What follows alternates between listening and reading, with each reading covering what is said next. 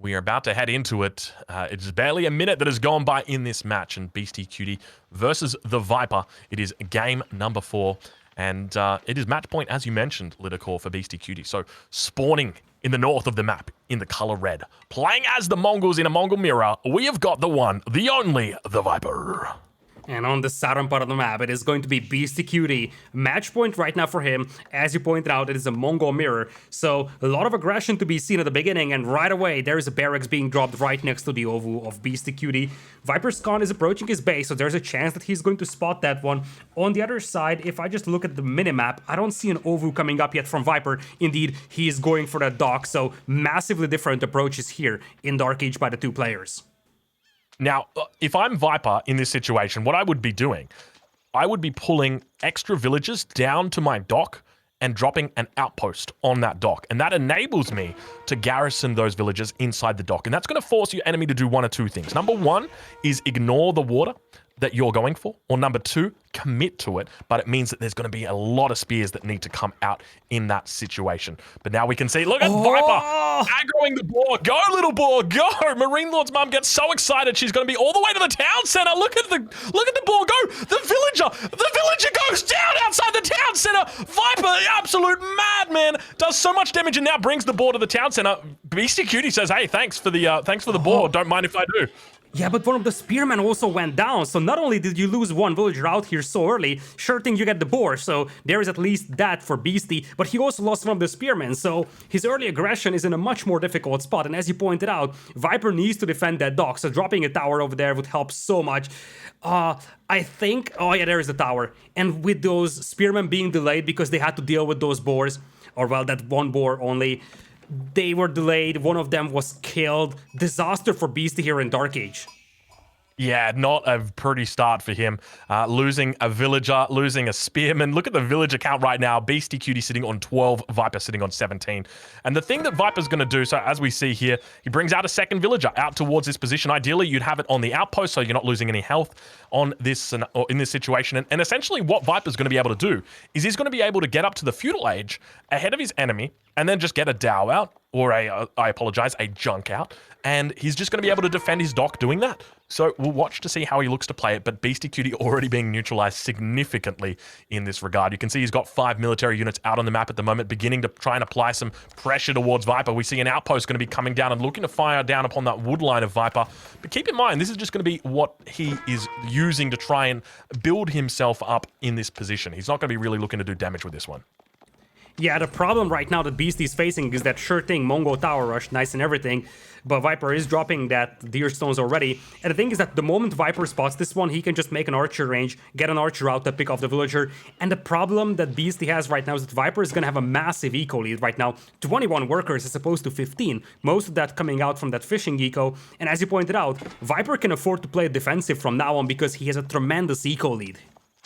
Yeah, and that's exactly it. So the thing is, typically when you open up with spears as the Mongols in the Mongol mirror like this, you would be looking to do a lot of damage towards that dock. You'd be even looking to potentially take it out. But we've seen Viper actually neutralize that completely by going for the outpost early. It means that there's going to be no option for aggression coming out from Beastyqt in this position. We can see that both players looking to outpost down, create a bit of a trench warfare before trenches are even invented. Spears coming out, looking to do some damage on towards these villagers, not going to be able to find it, and now Khan going to be slowly but steadily poking away at the spears, but Viper going to be struggling here to find a bit of a foothold. I mean, he's got a foothold, but he's struggling to extend it out at this point as a second outpost goes down. Look at that one. He has definitely found found the name of the game, it seems. Yeah, Beastie is going to drop that tower out here. Viper forced back into his base over here. Obviously, Viper can't delete this tower at the bottom because the moment he does that, Beastie gets the bounty for it. But it's not going to be easy to bring that up either. Right now, Beastie's dancing between two towers over here, but with 2 more spearmen arriving on the battlefield, suddenly Viper's gonna have both of those towers denied, and that could be a lot of juicy bounty here for Beastie. This could be a disaster, actually, for Viper. Yeah, there is a lot of bounty to go over to him. It looks like he actually gets the outpost up. He's going to be able to deny this position. The villager going to be targeted now, and the villager going to be going down before that outpost gets up. Oh, it's terrible damage coming out. Viper now going to be able to turn his attention towards taking that outpost down, and Viper manages to maintain the fishing economy while Beastyqt is stuck in the first age. This is not looking good for Beastie. Not if at all. Viper somehow loses this game, you'd have to tell Beastyqt to go buy a lottery ticket or something like that, because I mean it's just looking incredibly likely that Viper wins here. He's got the fishing economy. How does Beastyqt possibly pull a rabbit out of his hat here? I don't know. I mean, we're talking about an 8 eco lead already. And keep in mind that Beastie can't even delete that unfinished tower, because once again, that would give the bounty to Viper. Viper is already in Feudal Agent. Just look at that, 27 to 20 eco at this stage of the game is a brutal advantage for Viper. Yeah, it's a huge difference between the two. And keep in mind that Beastie is finally turning his attention towards the water, but there's no fishing economy out for him. At the same time, Viper, unaware that his enemy is actually making his way onto water, and we do finally see an Uvu coming down for Viper. Keep in mind, up until this point, he was not even on stone, but Viper stacking up a lot of gold. He's sitting on 495 gold at this point in time, so could be going towards a fast castle. You see, Viper is not necessarily committing a ton of resources towards fishing, so it's not like he's going for 15 fishing ships. He appreciates the fact that Beastie could still drop a dock and just harass his fishing eco. Once Viper gets to Castle Age, we could see a war junk out there to try and secure some more ground, and then get some more fishing ships out there just to boost that fishing eco. Spearman now heading towards the gold mine of Viper over here, though Viper doesn't have a direct reaction to this one, though. Yeah, but keep in mind, Viper is going to be grabbing up all the resources that he needs here. But look at this!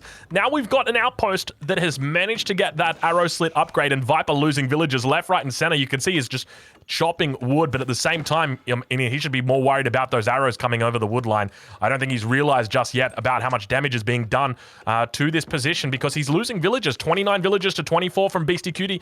Is this the miracle that he was looking for? Was it the outpost all along? Maybe, just maybe, Viper didn't seem to notice that tower out there. He's got the Gurs, so he can move his lumberjacking operation elsewhere very easily, but that once again is just that constant presence of the tower ticking away at your villagers. One villager goes down, a second one is the target, and Viper doesn't seem to notice the notification, because you see there is an attack notification on the water as well. So something is happening that's distracting Viper from noticing this attack notification out there. Yeah, and you can see that Viper is struggling now because that junk has come in. So he was somewhat preoccupied with his going up to Castle Age that he's forgotten about the fact he needs to defend his villages. He finally realizes now he's moving the Gur over. And to anybody wondering exactly how Beastyqt was firing at those villages despite not appearing to have line of sight, his Khan was to the north of the base, providing line of sight. The other thing that he can also do is place the Scouting Falcon on that wood line. I don't think he used the Scouting Falcon, but did indeed have the Khan up there. So that was giving him line of sight. You can see the Khan, it acts as a scout, so it does have a very far line of sight. Now, Beastie is very far away from recovery over here, but he has taken the first necessary steps because he has managed to decrease his villager deficit or worker deficit by a massive margin, and I just saw 3 docks over here for Beastie. I think he's going for the full light junk commitment. He wants to go in on water. He knows that he can't catch up villager-wise, so the best thing he can do, win the water and start pumping out fishing ships like there is no tomorrow. Yeah, that could be a play that he looks to go for. We'll see exactly how he works it, though. But Viper still kind of intent on going up to that Castle Age. But I feel like his plan might have been a little bit in vain now, as his junk's going to get intercepted here. Once again, Viper coming out, bringing his junk out onto the field.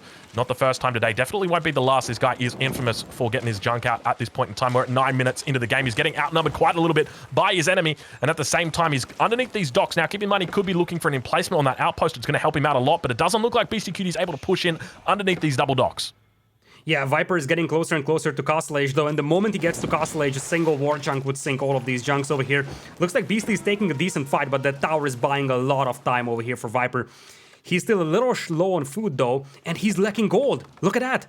The gold mine was denied by the Spearman previously, and he's now lacking gold to go up to Castle Age. He's also lacking a bit of a food. Khan also tapping away at those damaged villagers out there. But by making a couple of junks, he also has to start mining gold again, which is not something that was on the menu, I think, right at the beginning. Yeah, and we can see now this Khan is just doing absolute work behind enemy lines. Villagers slowly but steadily being completely destroyed, and Viper starting to struggle now. The villager count has been overtaken. Beastyqt is up to 36 villagers. We talked about it a bit earlier, whether Beastie was going to be able to pull a rabbit out of his hat, and it appears that he has not only done that, so managing to keep his junk and the rabbit inside the hat. But now it's starting to look a little bit scary because that Khan is picking off villagers, and that we do see the step redoubt coming down for Viper, but I don't know if it's going to be working for him here. Oh, this is so rough. I mean, he's going to have an age advantage, but what is he going to do with that? He can get a war junk out maybe. assuming that he has enough gold or wood to do that. But the problem is that he's being harassed so heavily over here, and Beastie is now en route to recovery, and this is why the tower was so impactful behind that wood line out there. It damaged a lot of villagers, and the Khan was able to finish them off. Now you see the light junks moving all the way to the left side. I think Beastie's plan is clear here. He knows Viper is going castle, he can't engage the war junk straight away, so the best thing he can do is wait for the war junk to leave and then jump on Viper's fishing eco if the war junk is not there. Yeah, that is a really good point. Viper definitely feels behind at this point, despite being up in the castle age. So we'll see how he looks to play it. Take a look at the economy difference between these two guys. 45 villages now for Beastyqt, 33 for the Viper. This is getting tough for big boy Viper. He is starting to struggle. Keep in mind, we are on match point right here. The score is 2-1 in favor of Beastyqt, and he is starting to really suffer. Beastyqt at the same time going for a triple dock boom, and now Viper going to be losing even more villages on the shoreline as the first of the fishing boats going to be going down unless it makes its way back to the... Oh, it's so damn close. Looks like one of the fishing boats is going to go down. Second fishing boat is going to be making it out alive, and now... definitely going to be struggling for Viper as he continues to keep his head above water, but the question is for how much longer? The Castle Age Khan is going to be able to finish off Beastie's Khan over here, so there is that at least for Viper. The problem is that, as you pointed out, Beastie was pumping out fishing ships like crazy, and suddenly we're looking at 47 workers versus 39. Massive, massive lead economy-wise for Beastie. If he finds a way up to Castle Age, he's gonna be in a perfect position. He's getting a market up as we speak, he's floating a lot of gold. Plan is clear, he wants to buy himself some food to get up to Castle Age. First war junk, now out on the sea for Viper. And this is where Beastie is going to have to find a way to protect or at least keep those fishing ships alive. He's adding some horsemen, so he's going to have a raiding potential here very soon as well. Debrid out now, coming down for Beastyqt. He is up by 14 villages. Viper needs to try and even this economy up. He's lost a huge amount of villages on land. And the question is going to be whether he can take out the villages of his opponent on water. Indeed, that is the question. But the problem with the war junk is that it's very slow. At this point for Beastie, the name of the game is spreading out the fishing eco, garrisoning as much as possible, spreading it out to the left, to the right, and just making sure that the main occupation of that war junk is chasing the fishing ships rather than shooting at them. Most of the light junks are getting cleaned up. Viper, I think, is on 2 docks. Beastie is going to be on 3. So the moment Beastie reaches Castle Age, he's going to have a window to add a couple more war junks, and that is exactly what Beastie was waiting for with those light junks. He sees the war junks moving away, he's going to ambush them with those high mobility light junks. Did you see that there was like a leaf or something that just dropped past the screen? It kind of scared me a little bit. I jumped back there. But yeah, great call out there. We do see those light junks just cleaning up all the fishing boats that are there. At the same time, a couple of horsemen up towards the north. Beastyqt are going to be cleaning up the Khan of Viper. And Viper, at this point in time, I mean, he's struggling. He's behind on his population. He's behind on the villager count. He's behind on the military count. And now he's going to be the one having to find that rabbit. And the thing is that Beastie is set up to start pumping out Lancers as well. He's got double stables out there, and I love that sneaky dock on the left side. This is going to be difficult to find with those war junks. Look at how slow and clumsy they are. This is exactly the best way to respond to this one. You hide your fishing eco, and you buy yourself time to get your own war junks out, take water engagements, and behind this one, Beastie is able to maintain a 14 worker gap. Yeah, it's a pretty decent gap that he's got on it as well. But now we can see that Viper has managed to grab the wheelbarrow upgrade in this position. That's going to help out with his economy a little bit. And now we see that he's adding in a market as well. So could potentially be looking at a second town center in this situation. Possibly, that is an option, of course, for him. He's also dropped some barracks, so he's expecting some more cavalry to arrive over here. But look at Viper's food eco, 39 per minute. Not a single pasture on the horizon for him, and this is a growing concern right now. He lost a significant portion of his fishing eco on the water, whereas for Beastie, he doesn't have a spectacular fishing eco either, but at least he's got the fishing ships alive, so he can just go for the deep fish once the waters are safe, and he's going to have a very nice and steady food eco. Yeah, and now we see that the market has come up. Viper, indeed, what does he drop down? Let's take a look at the base. We can see he's actually guarding up a relic down towards that eastern side, but I'd be curious to see exactly what's happening. Oh, he's moved back from that front. Market coming through. Doesn't look like he's really committed to anything at this point in time, and definitely not going to be adding in a second town center just yet. Yeah, the barracks are right next to the gold mine, by the way, nowhere close to the Ovu out there, and now Beastie is going to start using up that stone that he has banged up in the last 50 minutes. Remember, he has had that Ovu since minute number 1, really, so he has had a lot of stone to use double training with, and that is going to be turned into quite a lot of Lancers. Now we have 6 on the battlefield, and Viper, only 3 Spearmen on the battlefield for him. He's got 5 War Junks, but the thing is that despite Viper having 5 War Junks, it's not like he has complete water control, and it's not like he destroyed Beastie's entire fishing eco, so that investment isn't really paying off so far for Viper. Yeah, we can see it starting to struggle now because, I mean, at the end of the day, even if you lose on water, if you lose on land, I mean, it's a very tough spot for you. And now we start to see those Lancer numbers beginning to build up for Beastyqt. He's up to 6 Lancers at this point in time.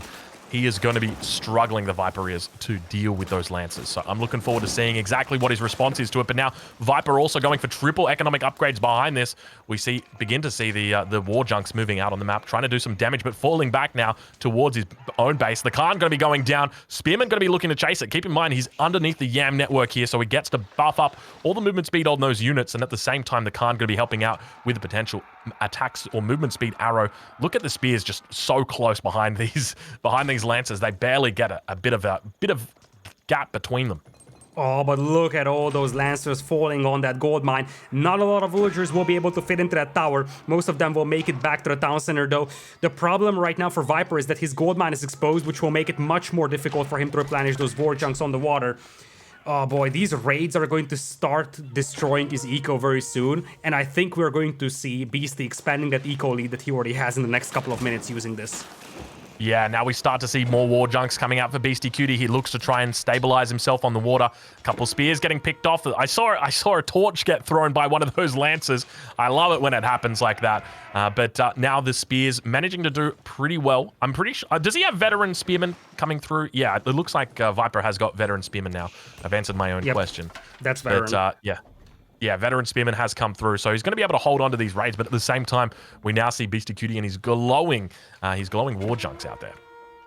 And Beastie's also picking up relics over here, so he's going to have a nice and easy relic read over Viper. You see, he already has 2, and he's picking up the 3rd one. 6 War Junks versus 6 War Junks, and this is what Beastie was waiting for. He needed time to build up his navy and match Viper's numbers. He can now do this one because he distracted Viper long enough for him to be able to field so much navy. And look at that, that's 2 more dogs being added right now. The Khan of Viper also getting picked off here by the Lancers, apparently, so Viper focusing on that naval battle loses the Khan in the process, and now he's getting repelled by the superior numbers of Beastie. Yeah, Beastie looking very strong right now. Not only pulling that rabbit out of his hat, it looks like he's pulled up a whole bunch of War Junks. He's going to continue to struggle with his gold collection. You can see the step redoubt moving down towards that south position, hoping that there's a bit of gold down there. And a second town center has been dropped by the Viper. He is behind by 16 villagers at this point in time. And I wouldn't be surprised if we saw a second town center come out from Beastyqt just to play it safe and try and keep up with the villager production of his enemy. Ideally wants to avoid any potential threat of an economic lead coming out from Viper. Exactly. The thing is that Beastie doesn't know about that second town center for Viper, but he could think about that one. It's always a possibility. Obviously, Beastie has the fishing eco advantage right now, but Viper can cut into this eco deficit using that second town center, and I'm getting a very similar impression than what I had in the Viper versus Vortex set in the previous round, where Vortex was in a pretty decent position for a long time here, but then the Viper was allowed to boom back economically, and I get the feel that Beastie hasn't really progressed forward in this game for the last 2 or 3 minutes, and that is going to be a concern for him moving forward, because if Viper is given time, he's going to have a chance at coming back into this one. Yeah, that's a really good point. Keep in mind the Beastie has managed to gather up 3 of those relics behind this. I'm not going to be able to grab that 4th one. It is locked on an island over towards the west side of the map, and the other one going to be safely inside Viper's base. But now Spearman going to be coming out at full speed towards that Khan. Khan got to be careful. He's not paying attention. Manages to take a couple of hits there, and now looking to kite around. And look at the Spearman coming out for Viper. It looks like he is intent on finding this cavalry and taking it down. Shaman going to be going down over on that eastern flank, and now Viper going to be quite open towards the main base. We see Springald in placements looking to do some damage in this position. Villager going to get taken out for sure. Indeed, it does go down, but now the Spearmen coming in tow. They have finally been buffed up by that Yam network, and now we've got a bit of a battle opening up in the middle of the map as well. Khan rises. Viper going to be supported with those spears as well as the Khan, but now you can see that there is a bit of a dance battle happening in the middle of the map. Yeah, Viper actually sent in his fishing ships to absorb some damage over here, but you see Beastie's numbers are also looking pretty good, and Beastie is winning this water battle. It's 8 War Junks for him, only 3 for Viper. Viper was distracted so much by that cavalry, and he started focusing on land army. Suddenly, Beastie shows up with 8 War Junks over here. Viper knows he can't win this one, and Beastie, he will probably divert 4 War Junks to pursue this one, send the rest towards the shoreline, wants to destroy Viper's docks over here. Once again, Beastie having a bit of an edge in this one. Now a 20 eco lead for him, looking better and better as we go forward. Yeah, you're definitely right, but keep in mind, Viper is sitting on 2 town centers behind this, so he is going to be able to scale with his economy, but obviously the question is whether he's going to be able to keep up with the lead that Beastyqt's already got at this point in time. You can see Viper is now beginning to mix in man-at-arms here. At the same time, Khan is baiting all of these units towards the war junk, and this is the consequence of having water controllers, that you've got yourself quite a nice little amount of fallback or military that you can fall back to. But now we see an outpost coming down on the shoreline, a demo ship coming in. Is it going to be able to connect? It looks like it might be able to get a connection. Not enough damage being done there, and now the outpost might potentially go down. A bit of a wow, I'm not sure if you guys saw that, but it seemed like there was just so much heat coming off that screen right there. I mean, that demolition ship blast must have been massive. Oh man, look at that heat wave coming out of there. That being said, the demolition ship wasn't able to take down any of those war junks. A direct connection to just one ship is insufficient, and you gotta wonder if Viper has any more of them in the queue. He's got 2 more demolition ships queued up, and with such a large cluster of war junks, it suddenly becomes a much better scenario for him to try and get some good connections. I wonder if he's going to get one over here. Demo ship not going to be successful. Beautiful splits coming in from Beastyqt. I had flashbacks to when he was playing StarCraft and was splitting those Marines like a madman, but now Khan going to get taken out. You can see that there is just so many units coming out for Beastie at this point in time. He's got 12 war junks and just a single knight on land. But I suspect it's going to be all he needs to hold, at least for the moment. Viper's still yet to really push out of his base and do any damage. You can see a couple spears making their way out, or at least a spear and a man-at-arms. But at this point in time, it seems like Beastyqt takes strong control of this game. And the question is now, how does Viper possibly get his way back into it? He's down 30 villages. He's down at military count by a mile. And this is match point. If he loses this game, it's good game. He's down to the loser's bracket. Oh man, it is looking very difficult for Viper because a lot of the villagers fell as he was making those towers. So he was trying to protect that gold mine over there, and those war junks were able to pick off so many villagers. So as you said, it's 30 eco lead right now for Beastyqt. The good news for Viper is that while Beastie does have 55 military population, pretty much all of that is just in the form of ships. So Beastie doesn't have a big land army right now, but as you see, he's starting to add the crossbows, and he's adding a trade ship. This is one of the most powerful things that you can do on this map. A tremendous amount of resource income we're talking about. His first trade vessel is pretty much going to pay for its price immediately. Yeah, so hopefully he's got it all right. I suspect a player like Beastie probably does. There's a way that you can do it so that you can maximize the amount of resources you get out of your trade vessel. But yeah, great to see him mixing in those trades. Now we'll have a look and see exactly what it fetches. There we go. Only going to be 64 gold, so he hasn't set the home market. That's not optimized, to the right. Yeah. Yeah, hasn't set it to the right the right market yet, or at least maybe just hasn't built a market in the right spot. Ideally, you want to build it on the other side of the bay, but we'll see. Yeah, he's just returning back to a close dock, unfortunately, so not going to be able to pay for himself today. Yeah, it is a little inefficient over here. Obviously, it's still pretty effective in the long run, but this could be way more effective if it traveled to a more distant dock over here. Now, Viper's got a group of units inside the base of Beastie over here. You can see the red dots on the minimap. That's like a detachment of spearmen and men-at-arms inside the base over here. And indeed, they do find a ton of value. Holy potatoes, that's a lot of kills. Yeah, so they're going to be able to idle a lot of the villagers here, but keep in mind, the villagers aren't buffed up by that YAM network, so it's going to be a little bit more of a struggle for them to make their way back. But now we can see the crossbow numbers beginning to build here for Beastyqt as he tries to defend this position, and you can see that he's got quite the army, but now those villagers are going to be buffed up by the YAM network. They're going to be able to escape to towards safety, but they just ignore the spearmen. They say, don't even worry about it. Looks like a lancer going to be going down as well in the mix of things, but that Khan going to be just helping out so much with those crossbows and looks to clean up that raid completely. Yeah, and with that now, Beastie's eco is relatively safe. He's floating almost 5,000 gold at this point. He could buy himself Imperial if he wanted to. Or, well, he could pretty much do anything with that gold, but it would be quite wise to start doing something with it because, obviously, as you pointed out, Viper is still on 2 town centers. Beastie has a tremendous lead right now, but he doesn't want to drag this game out very long. The longer the game goes, the better the chances are of Viper. You could think about Beastie now with the water control moving out, taking that one island over there, grabbing the sacred site for an extra gold income, or just thinking about Imperial Age. We'll have to see what exactly he has on his mind, but so far, he has found no use for that 5,000 gold, or almost 5,000 gold that he has in the bank. Yeah, you got to really wonder what he's saving up for at this point in the game. Obviously, with the step redoubt, it really helps out with your economy.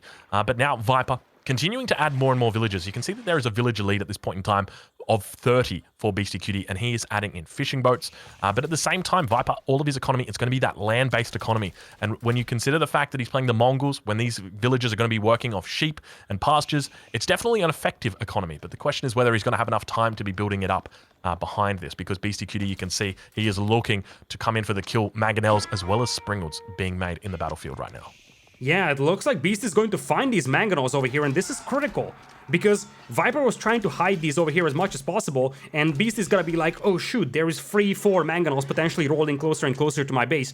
Most of the defense here for Beastie was just crossbowmen. 3-4 mangonels. Once again, that complete siege army could just devastate the base here for Beastie. And you see for a brief moment, Vodka is showing us that improved siege engineering is not there for Beastie right now, so he can't start getting Springolds out on the battlefield immediately. Yeah, I actually didn't realize that these were the siege units of Viper coming out here. So he could be looking to try and finish his opponent off in this situation. And as you mentioned, there's not a huge mass of infantry, or a huge mass of units rather, coming out. There is 15 crossbows out, and the counter to crossbows is mangonels. They're doing a very effective job of deleting them. And obviously that gets scouted out by Beastie, so he's going to be aware of what his opponent is up to. That improved siege engineering is what we need to see coming in from him, but it doesn't seem to be the case just yet. Going for a military academy instead of going for that improved siege engineering. He has dropped the siege workshop, and you never want to see that. Now, quick question to you. Can you double train Springolds? And the answer is yes. Yes. Does he have the stone for that? Yes, he does. He's got a lot of stone in the bank right now, 650, more than enough to double train Springles. But the question is whether he's going to be going for that or whether he looks to go for improved siege engineering. I feel like improved siege engineering is going to be very strong in this situation, but at the same time, maybe he realizes that his enemy's on his front door, and it is going to be. It's double Springles coming out, only paying 400 stone for the double Springles. That is quite the bargain. Normally, your resource is going to be 1 for 1 in that situation, but a Springald costs 250, Wait, is that 300 for double Springolds? Hold on a minute. Go back right there. Was that... Oh, I see. So he pays an extra 50 of each resource for that, and then as a result, it's only 400 stone. Okay, so he's not paying exactly double. Okay. All right, I see where we're going with this. That's still a pretty good deal over here because you're mainly bottlenecked by stone. And I agree with you, improved siege engineering would be the way to go ideally for Beastie here, but now that he has dropped 2 siege workshops, he's got to maximize their efficiency, and he's popping out all of those Springolds. Imagine that if he was an Imperial, he could get the +2 range on those. In fact, +2.5 with the Mongols, because that has not been nerfed, unlike the Rus range upgrade was. And he's got the gold to buy himself up the Imperial, but he's too distracted fighting this to think about Imperial Age right now. Yeah, now we see him beginning to push out a whole bunch of men-at-arms together with crossbows. We're going to look to see these players battle up as Viper looks to trench himself in. We've got outposts coming out with Springald emplacements on, and Viper is definitely looking to try and finish the game here. He knows his enemy's economy is huge, and we do indeed see that Imperial Age coming through. Mangonel's going to be firing out upon the Springolds of his opponent, and you mentioned earlier the fact that he's going to be able to get roller shutter triggers. Well, we can also get improved roller shutter triggers and take it. Is it 12.5 range or is it 13 range? Maybe we can check in. Actually, yeah, it's 13. Yeah, you were right about that one, because 13.5 was the Rus range before the nerf. Now it's 12.5, and this will be 13. So it is definitely by far the best Springald in the game right now, late game. But it is going to be 13. Yes, I like that the developers nerfed the Rus Springald, but left the Mongol Springald. Like, yeah, don't worry, guys. Like, the developers are definitely Mongol mains. You got to be honest right now. They are 100% Mongol mains. But now it looks like he might be continuing to struggle here. He's got this Uvu in a forward location. Going to be continuing to lose buildings here. At the same time, Viper is slowly reaching towards... Oh, my lord. And the White Stupa is... basically an Ovu. You can give up on your starting Ovu right now because you're going to have the White Stupa and you can get the improved Lord Shutters with that. Nice reaction there by Beastie. Do you think he's got enough siege workshops on that White Stupa? No. I reckon he could go for more. What is that heat wave again? Look at that. I don't know. That's the second time that's happened. It's very much a heat wave, isn't it? Like an explosion or something that is happening. So maybe it was that siege workshop being killed? I don't know exactly what's happening with that. That is interesting. But yeah, Viper's mass looking very good here. What kind of upgrades have we got coming through here for Beastyqt? Well, on the blacksmith, he's doing pretty decent. I'm actually more curious about one thing, and that is Viper with the bounty upgrades, because he's burning down a lot of buildings. It would be pretty cool to see Viper grabbing the bounty upgrades, because that would help a lot with the resources. He's currently doesn't seem like he does have the bounty, but I would love to see his POV to see how much he's getting down or how much he's getting for burning down those buildings, because you can get a tremendous amount of resources there, including stone if you get the upgrades for burning down buildings. Yeah, that's a really good point. We'll take a look from his perspective and see if we can spot it, but 13 range Springhoods coming out now for Beastyqt. You got to start to worry for Viper, because even though you might be maxed on military, even though you might have more army than your enemy, 13 range Springhoods, don't mess with those, because they're going to be taking you out from downtown. And there we begin to see the Springhoods moving forward, looking to find some villages. Indeed, they are going to be, no, they're going to just be firing past the villages, taking out the trebuchets on the back line. I suspect that's what it was. But yeah, 13 range Springhoods, they mean business. And look at them. Look how much look how much range they've got. Yeah, perfectly balanced unit. Don't worry, guys. That is fine.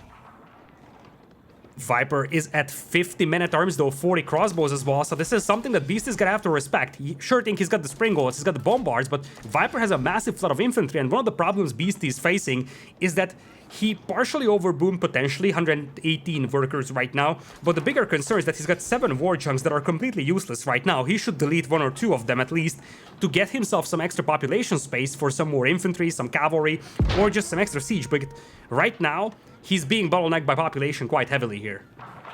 Yeah, we now see the bombards beginning to come out. Going to be able to take down the outpost on the front line here. Keep in mind, this is the trench that Viper had built up. A whole bunch of outposts coming down for him with Springhood emplacements. They're going to get taken out very quickly, and we can see a new trench being built behind this. Viper looking to try and take control, almost welcoming his enemy, saying, come out onto this open battlefield. Surely there are no flanks waiting for you.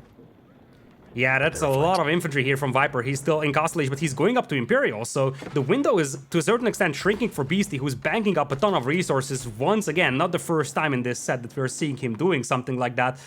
He's still struggling to break out of his base, though, and this is growing as a concern very soon, because as Viper is getting up to Imperial, the technologies will be even, and you see that those traders are also not really well optimized. It's 43 gold per trip, not terrible, but definitely not something that you would consider great either. Yeah, and that's exactly it. He's got 12 of those bad boys, and they do take up a fair bit of population as well. So you can see that his mass is really starting to struggle. 14 crossbows, 16 men-at-arms. Compare that to Viper, who's got 51 men-at-arms and 39 crossbows. You really start to think, well, hold on a minute, maybe Viper actually could do something here. And now we see that Viper reaches the Imperial age. Both players sitting at maximum population. I mean, Viper sitting at 199 at 200, but it's pretty close to max. And now we see the upgrades beginning to come through for Viper. He's going for elite crossbows, going for elite men-at-arms. We don't see the roller shutter triggers coming out just yet.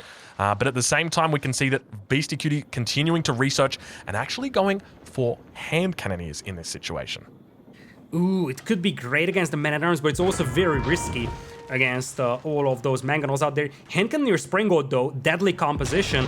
Obviously, it depends on how many Springhoods Viper has to take down your own Springhoods with. Keep in mind, Beastie has water control, so at any moment in this game, he can opt to go for a transport ship, transport a couple of units out there, but it looks like we're going to have a big open field battle, and I think this is the moment where Beastie is realizing that, oh, holy smokes, that is a huge swarm of units that's coming at me.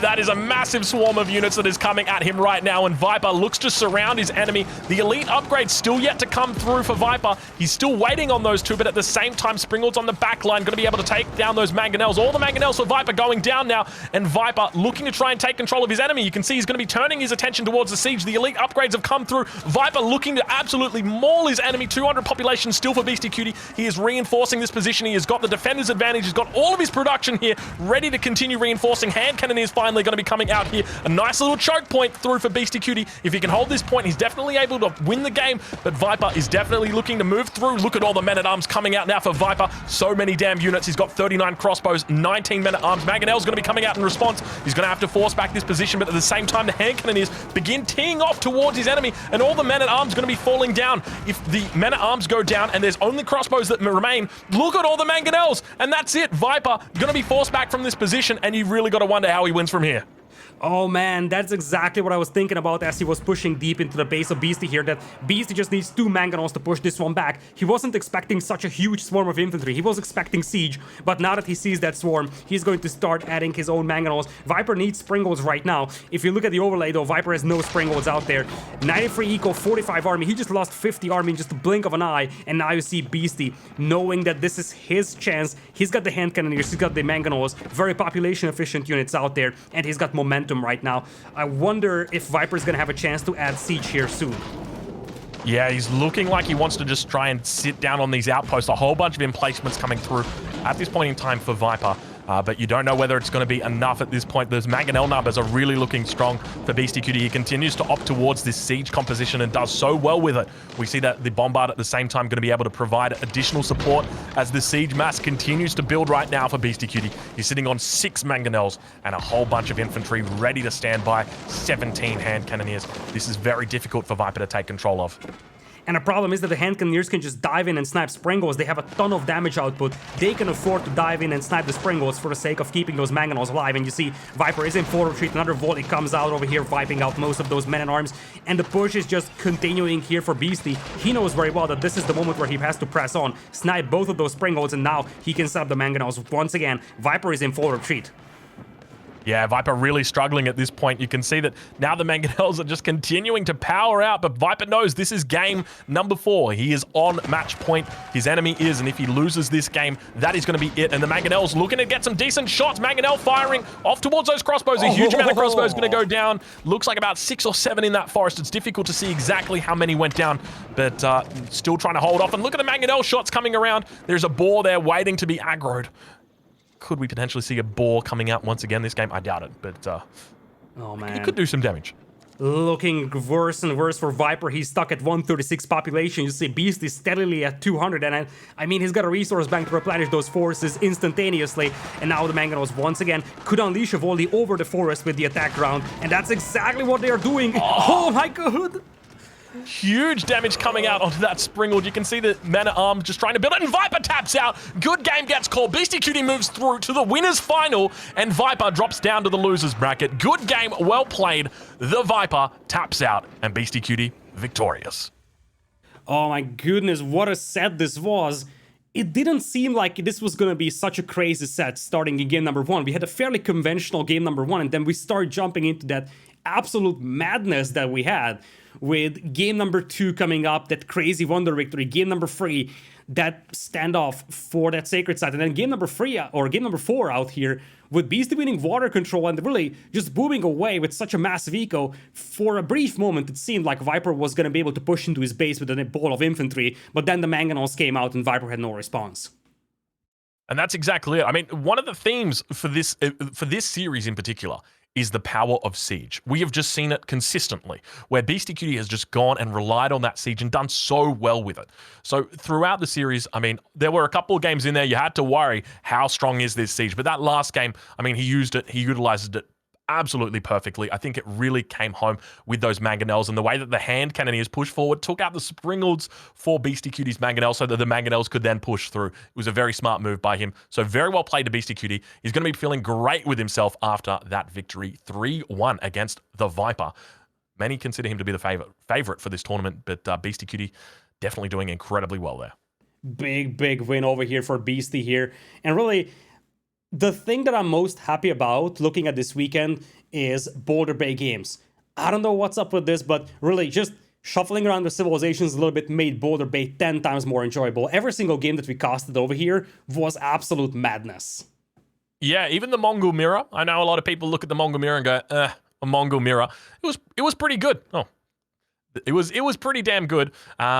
Yeah, I was very happy to watch that Mongol Mirror right there. That was impressive stuff. But yeah, good game, well played. Congratulations going over to Beastyqt, and we head into next weekend with Beastyqt in the winners final, going up against his opponent from earlier. It is going to be Marine Lord. So once again, getting to see two of the greats battle it down. Yeah, that's going to be a crazy weekend, because indeed every single stage in this tournament is going to last 2 weekends. So next Saturday and next Sunday, we're going to have the winners bracket and losers bracket closed out. And before that, let's take a look at the standings here for a brief moment, because we do have an updated leaderboard over here right now. Marine Lord leading with 160 points at minimum. As you see, that plus sign right next to the players' names is a sign that represents that they could get more points than that. I do believe that Viper and Beastie could also get a little bit more than that, so it's not necessarily accurate for all, but this is the current standings right now. Marine Lord leading at 160, Vorix currently at 95 points, but that mostly comes from his first round success. Beastie currently at the 3rd position. Obviously, this order could still be shuffled around based on what we see next weekend. Yeah, I'm not sure exactly how those have been calculated, but at this point in time, you can see that sort of suffering quite a bit there, getting knocked out. He's only getting +2 points from this round. So a bit of a shock upset there by being knocked out. But yeah, a couple of big names up there in the top 8. One of the things to note, Wham, as well as Puppy Paw, rank 5, rank 6. Great to see these two Canadians coming out in strength. Two brothers